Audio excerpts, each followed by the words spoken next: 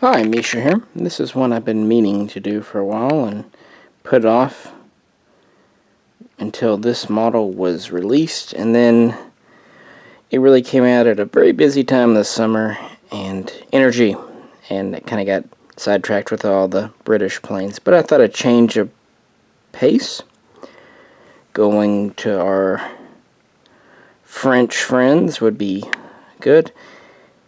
So I have two models here. This is the Dassault Mirage III C, and C is basically fighter in French, used by the French Air Force, the ADA, from the early 1960s. And the C was used through the late 80s, and then the E was used a little longer, but yeah, through the late 20th century. And this is primarily an interceptor, relatively small, light fighter, very fast and nimble. And, well, and this model is from Falcon. It's been out for a long time. In fact, these were out of production, so I've had it for a while. It is 1/72 scale diecast. But to go with it, we have a Dassault Mirage 2000. This is the 2005F, which is one of the last versions in kind of this Delta series before they went over to the Raphael.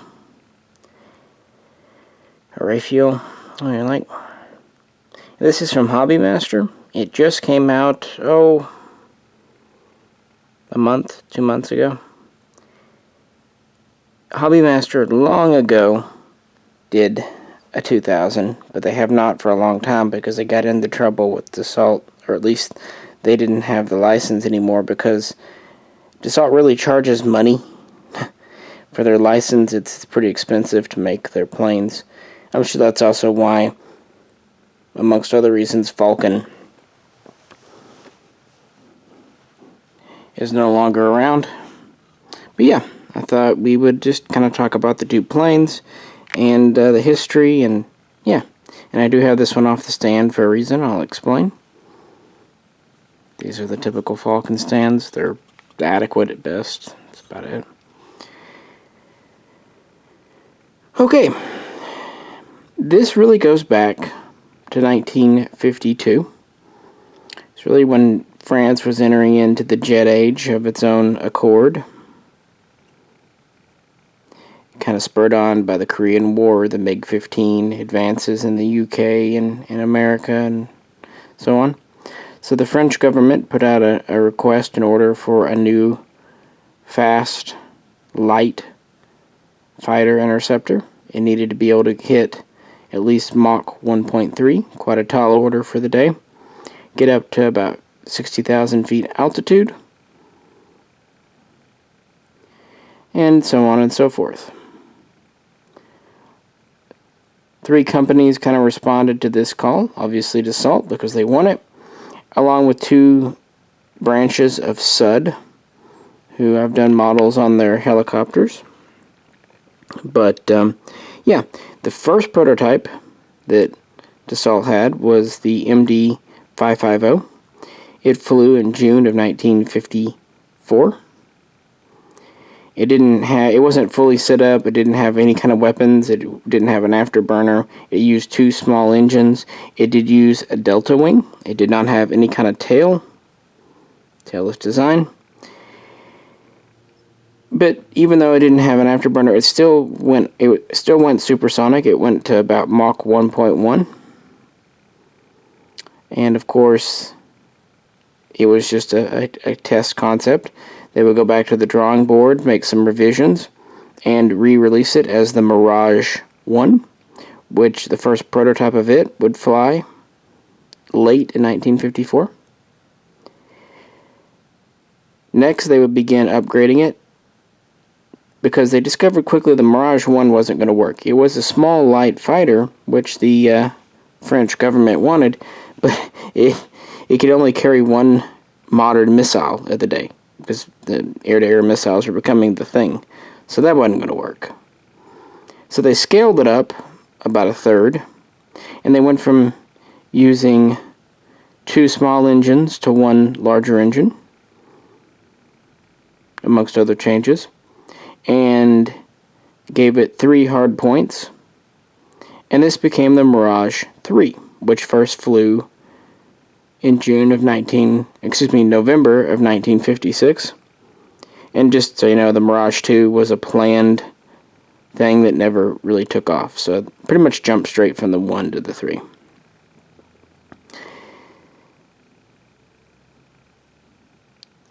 Next, the French government took a look. They liked it, but the original Mirage III was pretty much a dedicated interceptor. They wanted a few changes to make it a little bit more of a multi-role. Interceptor would still be its primary duty, but they wanted it capable to do things like ground attack, strikes, at least as a secondary option. So Dassault would go back and they would revamp it. This would be the Mirage III-A, of which the French government would order 10 pre-production planes, with the last one being delivered to the ADA at the end of 1959. It's really during this time that the plane goes through a lot of testing and such. For example, it'll get up to Mach 1.8, and then later break the Mach 2 limit, becoming the first Western fighter to break Mach 2 in level flight.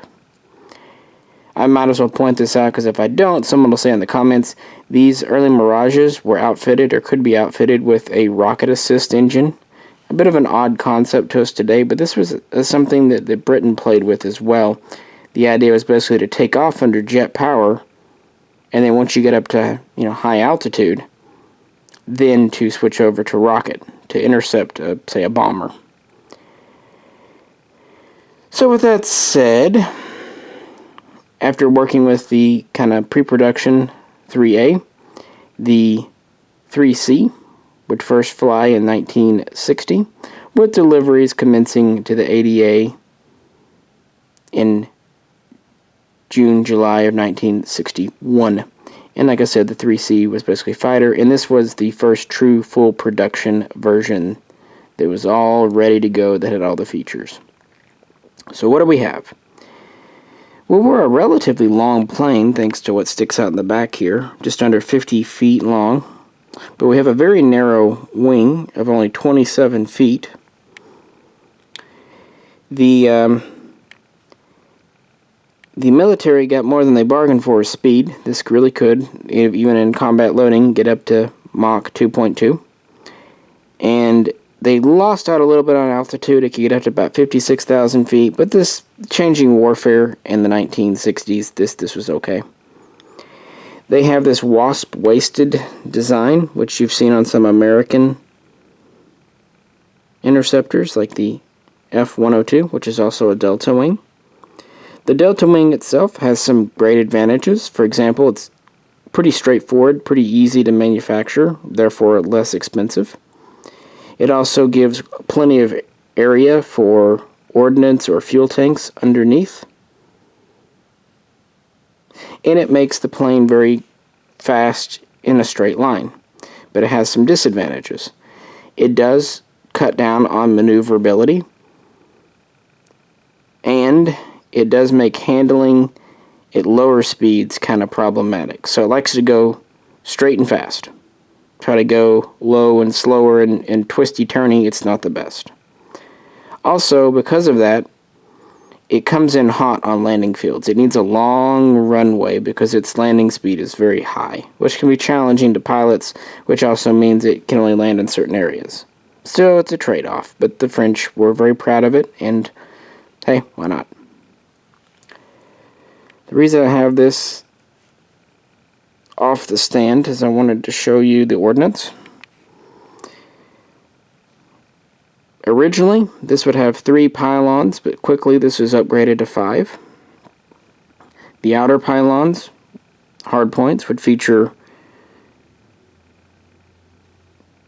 Sidewinder missiles, or the French Magic, air-to-air. The inner pylons could hold drop tanks or rocket pods, and they even had kind of a combo fuel tank rocket pod they used.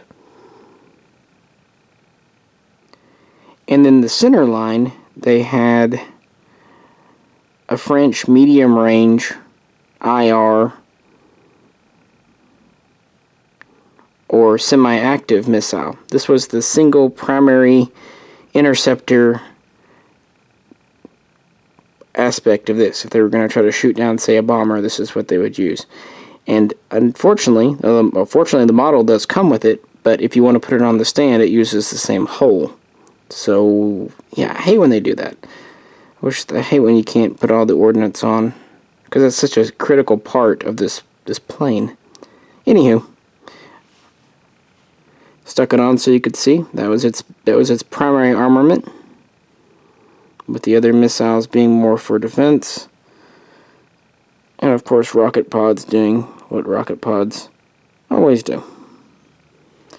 It had two 30mm cannon, so big old cannon, with 125 rounds each, so not bad, 250 rounds for cannon. Single seater, at least the 3C was. There was a 3B, which was a two-seat trainer version. It did lack the cannon and had a few other changes to make it a trainer. The ADA would acquire just under 100 of the 3C, and about 65 of the 3B. So, a respectable number in service. This would be kind of phased out over time in production by the Mirage III-E, which had more multi-row strike capability. For example, it had more fuel, so it had a longer range. That was kind of a problem with some of the earlier Mirages. The range was a bit limited, which was a common thing for these high-speed interceptors. For example, the English Lightning. But yeah, the 3E would be tested in 1961, right before the 3C went into French service full-time. And then the French military, the French Air Force, would start to take some 3Es in 1964. And they would get just under 200 of those. And the training version of the E was the 3D. Are you confused yet? The reason I'm kind of rambling about all these things is because really that's it. There's not a lot of active French combat to talk about with these. But these were a very popular export for France and Dassault. And they had some advantages. For one, Dassault was very happy to customize for customers. And also the French government was fully behind them, and they even helped them with negotiations, step in, kind of do some preliminaries. So they had some good export. South Africa was a major user. They had their own version, the 3CZ. Argentina was another user that had some. This is kind of important because they would deploy their Mirage 3s during the Falklands War in '82, but not to great effect. In fact, they would lose 2 planes and they would have no confirmed aerial victories, and that was against the British Harrier. Probably the most famous user of the Mirage was Israel. Their version was the 3CJ. They would begin taking delivery in 1962, and actually would have Mirage work on a more dedicated strike ground attack version that would become the Mirage 5. But I'm not going to talk much about Israel here because we're going to get into the Kafir, the C1, C2, or the F-21. So that's going to be its own video, and this one's going to be long enough already. But just know that Israel was definitely in the Mirage history, as it were.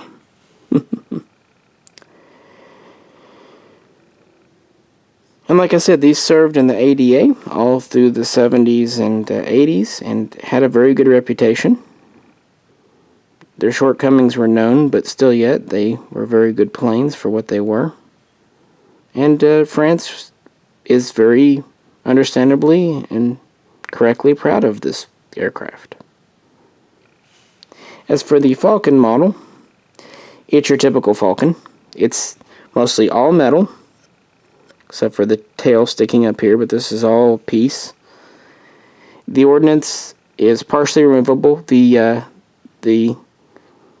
AA missiles on the outside are come fixed, but the center pylon and the drop tanks you can either have on or off. Has a pitot tube. It does have an opening canopy, but it doesn't open very far. And it does not come with a pilot figure. Now the Mirage has a very small cockpit to begin with. If you look at the Hobby Master model, which we'll do in just a minute, you'll see that the pilot figure is pretty kind of scrunched up, even with his knees nearly hitting his chin. The problem is, normally with these Falcons, I can get a Hobby Master to fit in. I have not found a Hobby Master that will quite squeeze into this cockpit. I can get them in, but they can't get in quite low enough to let the canopy close. So I might have to get a little creative, because I like having pilot figures in my planes. But Hobby Masters usually fit in these fine. Pros to Falcon, they do a lot of models that no one else does. Again, they're very heavy duty metal. They seem very durable. They do come with landing gear up or down. They do have all your antennae and stuff. Cons, the seams are often a little more visible on the Falcon. Some of the detail, like for example the engine, isn't always too great. And I've had some issues with like plugging stuff in. For example, the cover for the front landing gear hatch on this just does not stay in. It's too small. So I used a little bit of tack to stick it up in there, and that's what I've run into with a few different Falcons, is for some reason the front landing gear doesn't want to stay in, or the cover for it. Ordnance is kind of a mixed bag. Typically the ordnance will stay on a Falcon, but I went ahead and glued these tanks on. Actually, I think only one's glued. The other one stays in nicely, but one of these drop tanks always wants to fall off on me, so I put just the tiniest dab of glue, because they are pegged in pretty nicely, but sometimes you'll get so basically the quality control, the attention to little details is maybe not where it could be on the Falcon, but these are relatively inexpensive models when they were out. I've paid as little as $30 for a Falcon, and probably no more than 60, and that's for like out of production ones that I wanted. I think now, even now, being out of production for several years, they're still well under 100. But yeah, the Mirage III, the Delta Wing. I have a thing for Delta Wings. I just think they're neat. Well, let's move on to its big brother. So, Dassault's Mirage 2000. Originally, this wasn't even going to be France's next plane. Now, just for completeness' sake, I will say that there was the Mirage F1, but no one is doing a diecast model of it at this time. Again, Dassault has pretty high licensing fees, if nothing else. Well, the story of this dates back to 1965. Obviously, the Mirage III was well into service by that time, and France was looking towards the next generation, which would have ultimately become the fourth generation of jet fighters. And if you go way back at one of my videos, I talked about the British Tornado. They were looking at that time at kind of swing wing planes meant to be so-called interdictors. For example, the American F-111 Aardvark. But yeah, the agreement between, or the project between the UK and France fell apart, as so often happens. England would find a new partner in Germany and continue on, and we would have the Tornado. France, meanwhile, would go their own way with the swing wing. Dassault would come out with the Mirage G, which would turn into the G8. They would also offer a fixed wing version eventually as the G8A. And this was supposed to be the next plane. But by the 1970s, the need was once again changing. Combat was changing. We had look down, shoot down radar, speed, and also dogfighting was more important than they were kind of anticipating for the future. So the G8, G8As were designed as interdictors. And the French government decided they really needed a plane that could be an interceptor, but it could also be a strike fighter, attack fighter, basically multi-role, which is another kind of feature of Generation 4 fighters, that whole, not one size fits all, does everything, but, at least can do 3 or 4 things. So Dassault went back, upgraded the G8A to the Super G8A, and presented it. It was kind of pushing the government ahead at this point, saying this is what you need, this is what you want.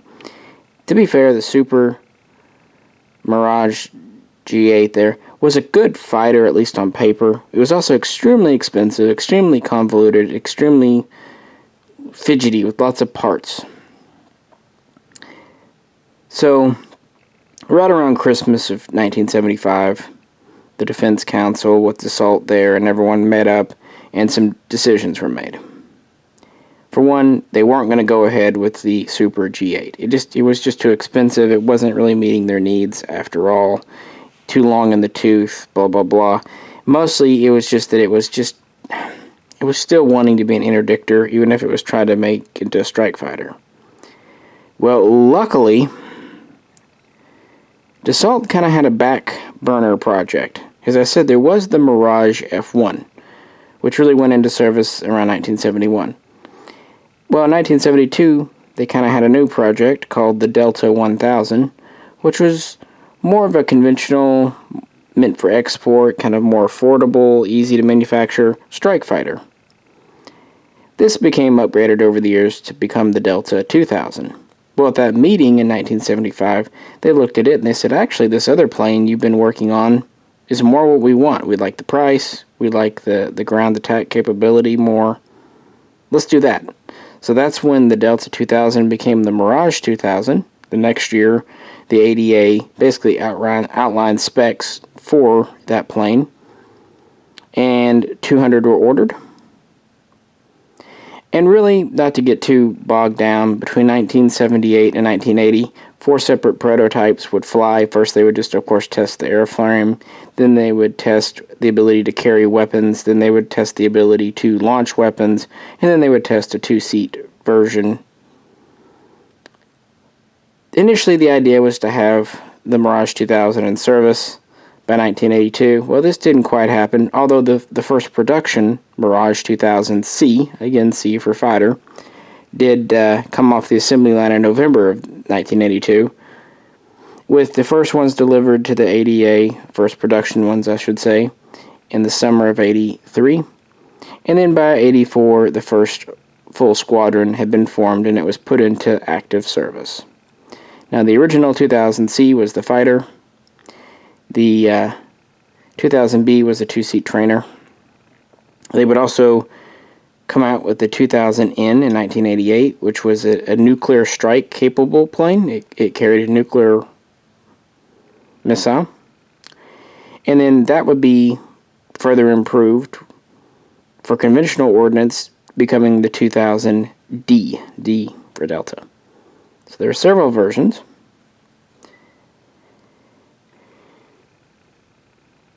The 2000 was, as you see, pretty much a similar design, single engine. It's actually a little shorter than the Mirage III. We're at about 47 feet versus the 49. But it has a much wider, well, I wouldn't say much, but a wider wing. It's about 30 feet tip to tip, just under. Performance, it was just a tiny bit slower than the 3, and it can only reach about 55,000 feet max altitude, so a little bit lower. But these minor sacrifices did come with some improvements. For example, it had better handling and maneuverability at low speeds and low altitudes. Of course, it had modern avionics, radar, all that good stuff. But probably most importantly, it had much more carrying payload capability. It has 4 hard points under each wing.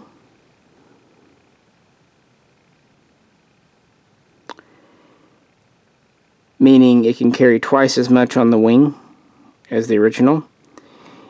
And it still does have a centerline hardpoint for carrying a fuel tank or whatnot. So 9 hard points versus 5, so nearly double that. Plus, of course, it can carry more weight.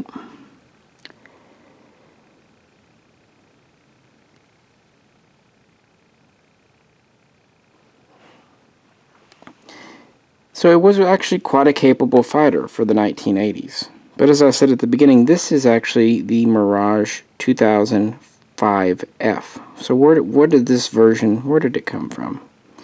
Well, by 1989, so at the very tail end of the Cold War, Dassault was feeling that the 2000 was becoming dated. Keep in mind it was kind of a secondary budget project from the late 1970s, with its roots in the early 1970s. So they began working on a newer, more modernized version. The idea was it could carry more in a wider range of stores and munitions. And also it would have a modern tracking system. One shortcoming of the original 2000C, it really couldn't track that many targets at once, not compared to what was coming out at the time. Keep in mind that, microcomputers had made a lot of advancements in the 80s. Oh, by the way, speaking of ordnance, this still retained the 230mm cannon of the Mirage III, and still retained the 125 rounds per cannon, so that didn't really change.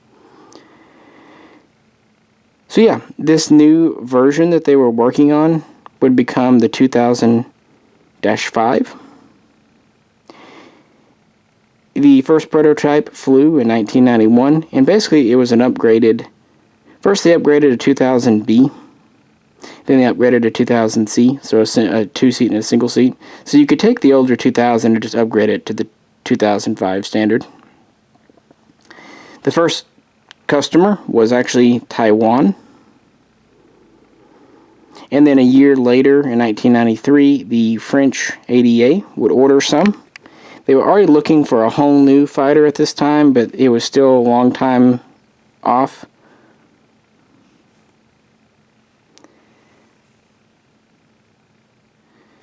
They had around 120. Oh, I know it's not going to missile off. Hey, look, a missile. This plane is really hard to move around a lot without grabbing one. But, yeah, anyway. They had about 125 2000 season service plus other planes. They had about 350 total. But they would upgrade about 3 dozen 2000Cs to 2005F, which was the specific variant for the French standard. And these would go into service in the year 2000. The Taiwanese planes, by the way, which were ordered in 92, would go into service in 1997. Another notable user of the 2005 was Greece, who would have 2 dozen planes. Half were new, half were upgraded, or roughly speaking. And really in total, the Mirage 2000 would be used by about 9 nations. So not quite as widespread as the Mirage III, but it was still a very successful plane for its day and time. They would make right at 600 of these. Now on the Mirage III, they would make well over 1,400. So definitely more Mirage IIIs made, more than twice Mirage 2000s.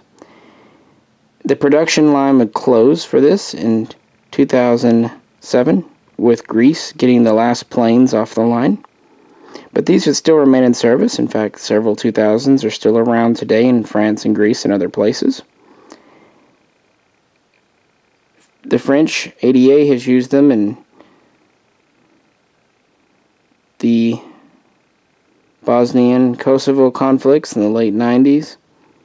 They deployed them in Afghanistan. They've used them in Iraq.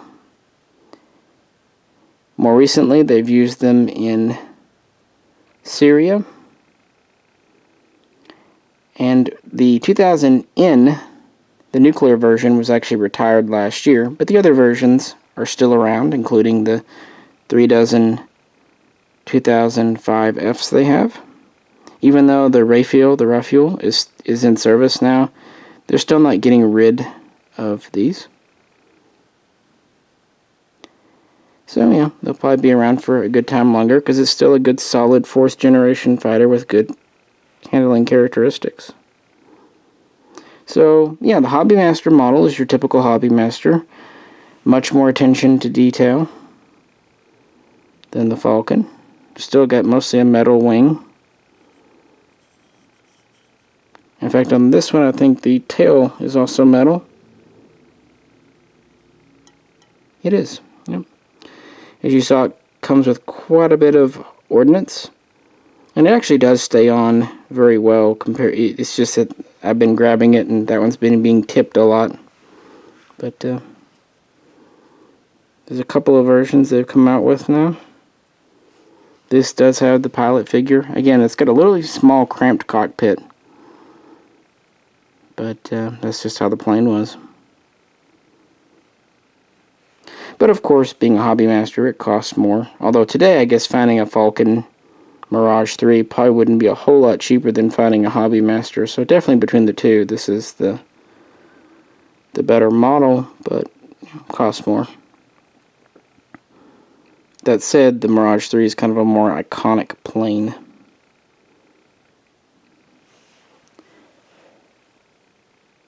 But I'm happy with it, and at least it's something new, or at least something that Hobbymaster hasn't offered in a good 10 years probably.